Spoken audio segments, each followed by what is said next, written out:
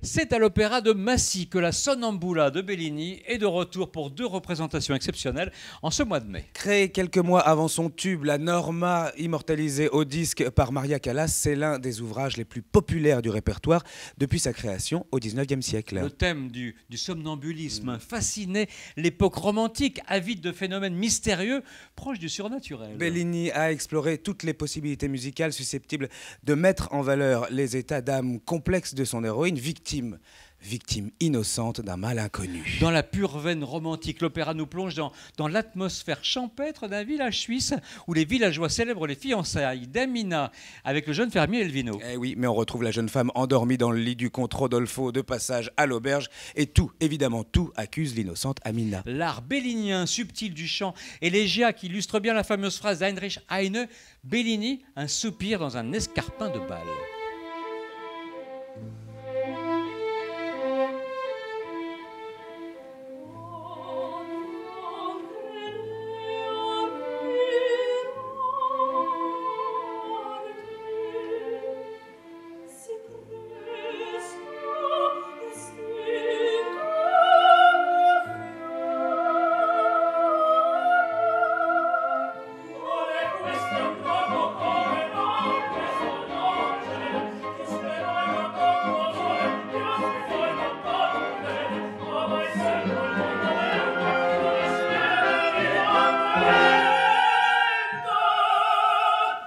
Tout en douceur et raffinement, cette partition subtilement impressionniste dissimule sous des mélodies d'une parfaite limpidité des difficultés redoutables pour les chanteurs comme pour l'orchestre. Le personnage d'Amina, la somnambule, offre des airs magnifiques dont la ligne mélodique simple et bouleversante n'est pas sans rappeler la pure émotion décelée dans le piano de Chopin, par exemple. Est-ce seulement Amina, la somnambule, qui traverse le ciel sur un fil dans son sommeil, ou bien tout le monde est-il en train de rêver ?